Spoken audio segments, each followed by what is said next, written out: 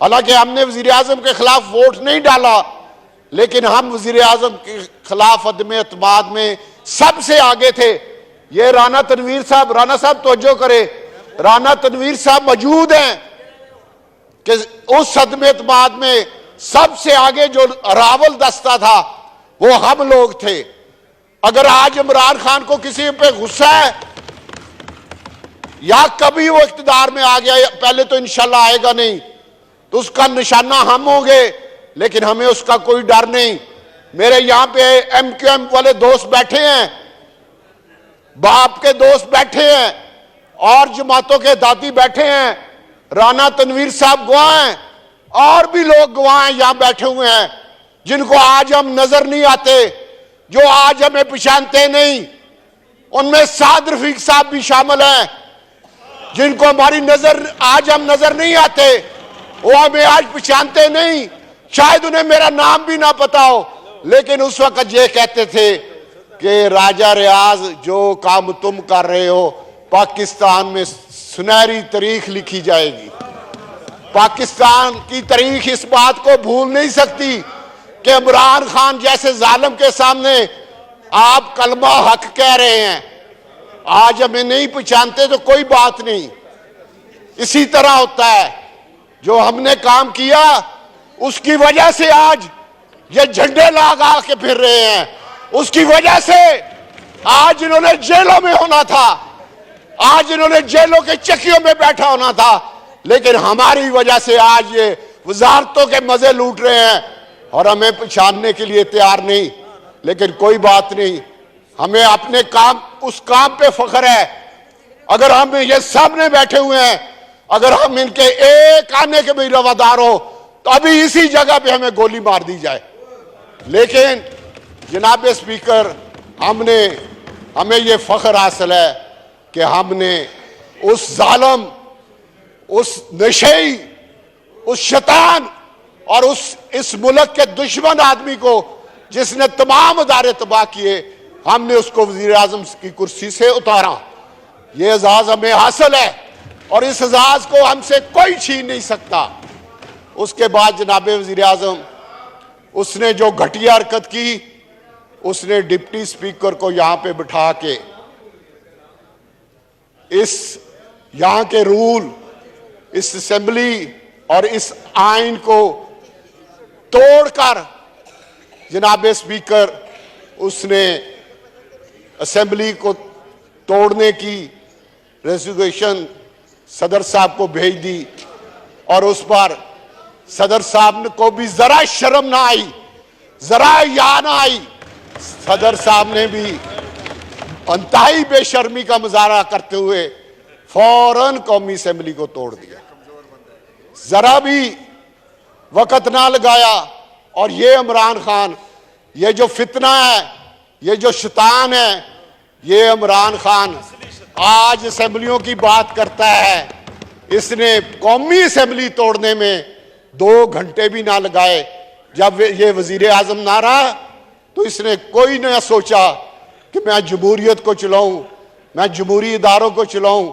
इसने फौरन असेंबली तोड़ दी। अल्लाह के फजल से ये असेंबली चली।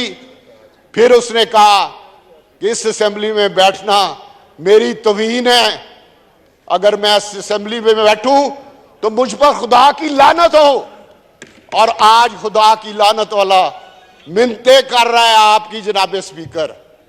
आज आपके पास उसके बंदे आके आपके पांव पड़ रहे हैं। आपकी मेहरबानी कि आप उनको बुला लेते हैं, उनकी बात सुन लेते हैं, लेकिन जनाब स्पीकर वो इस काबिल नहीं है कि उनकी बात सुनी जाए। उसके बाद इसने कहा जी मैंने जुलूस निकालने हैं, मैंने इस्लामाबाद फतह करना है। वो जुलूस भी ना निकल सके, लोग भी ना निकले, इस्लामाबाद भी ना ये आ सका। फिर इसको किसी ने, पागल को ये मशवरा दिया कि सूबाई असेंबलियां तुम्हारी 2 हैं, वो तोड़ दो। अगर सूबाई असेंबलियां तोड़ दोगे तो फौरन इलेक्शन हो जाएंगे, तुम फिर जीत जाओगे, फिर मुल्क में इंतशार होगा, माशी तौर पे मुल्क पांव पे खड़ा नहीं हो सकेगा, सियासी तौर पे मुल्क खड़ा नहीं हो सकेगा, इंतजामी तौर पे मुल्क मजबूत नहीं हो सकेगा, और फिर तुम्हारा फितना अपने अरूज पे जाएगा, फिर तुम्हारा फसाद अपने अरूज पे जाएगा। तो इसने ना सोचा ना समझा, फौरन सूबाई असेंबलियां तोड़ दी। और परवेज लाई ने कहा असेंबली तोड़ने के बाद, मैं नाम नहीं लेता कि सुल्लू के पुट्ठे को मैंने कहा था कि ये असेंबलियां ना तोड़ो, हैं? साथ गाल भी निकाली थी। अगर आप इजाजत दें तो वो नाम और गाली मैं बता दूं जनाब स्पीकर। स्पीकर साहब मना कर रहे हैं जनाब। स्पीकर राना तनवीर साहब कह रहे हैं नहीं स्पीकर साहब मना। सर गाली बहुत गंदी थी, नाम वाला आदमी भी बहुत गंदा है, जिसका नाम लिया वो भी बहुत गंदा है और गाली भी बहुत गंदी थी। आप क्योंकि मेरे बड़े भाई भी हैं, बुजुर्ग भी हैं, मैं आपका बहुत एहतराम करता हूं, इसलिए मैं गाली भी नहीं निकालता और नाम भी नहीं लेता। मेरा ख्याल सारे लोग समझ गए हैं, सबको समझ आ गई होगी। अब वो असेंबलियां टूटने के बाद इसने इलेक्शन का शोर मचाया। इलेक्शन के लिए हमारी बदकिस्मती है कि जजों ने 9 से 7, 7 से 6, 6 से 5, लेकिन किसी को शर्म ना आई, किसी को उस मुअज़्ज़ज़ अदालत पे बैठ के हया ना आया, किसी को शर्म ना आई। और जब हमने इस असेंबली से करारदाद पेश की, जब हमने पूरे हाउस ने मुतफिका तौर पे कहा कि लार्जर बेंच बनाया जाए, इंसाफ दिया जाए, आइन को देखा जाए, कानून को देखा जाए, लेकिन हमारी बदकिस्मती, इस मुल्क की बदकिस्मती कि जिन लोगों ने इस मुल्क में इंतशार को खत्म करना था, जिन लोगों ने मुल्क को पटड़ी पे चढ़ाना था, जिन्होंने मुल्क में इस्तेकाम लाना था, जिन लोगों ने मुल्क को सीधा रास्ता दिखाना था, उन्होंने पता नहीं उन्हें क्या मजबूरी थी, ना लार्जर बेंच बनाया, ना हमारी असेंबली की बात सुनी, ना वकला की बात सुनी, ना वकला की तंजीमों की बात सुनी, ना कानून को देखा, ना आइन को देखा, और सिर्फ पता नहीं उन्होंने किस चर्सी को देख लिया कि उस चर्सी को देखते हुए एक कल जनाब स्पीकर इजाजत दे तो एक लतीफा सुना दूं आपको कि कल एक बंदा औरत से पूछ रहा था, राणा साहब गल सुनो नहीं तो मैं बंद करने लगा। एक आदमी औरत से पूछता है कि तुम इतना अच्छा तुम्हें रिश्ता आ रहा है, लड़का पढ़ा लिखा भी है, समझदार भी है, तुम इसे रिश्ता क्यों नहीं दे रही? उसने कहा ये नशेई है। वो उसके खामद को कहता है कि ये औरत तुम्हारी बीवी समझदार है, ये रिश्ता नहीं दे रहा, तुमने इमरान खान जो नशेई है उसके हवाले पूरा मुल्क कर दिया। तो ये हाल है।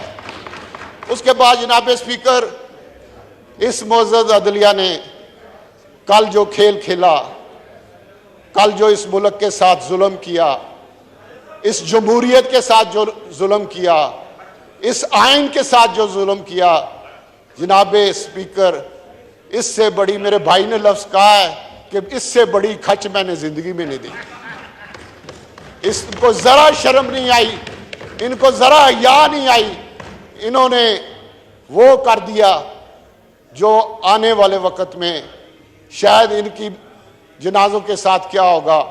पहले हमने अपनी आंखों से देखा हुआ है कि जिन्होंने भट्टो को फांसी पे लटकाया था, उनके जनाजे लोग छोड़ के मक्खियां आई और वो भाग गए थे।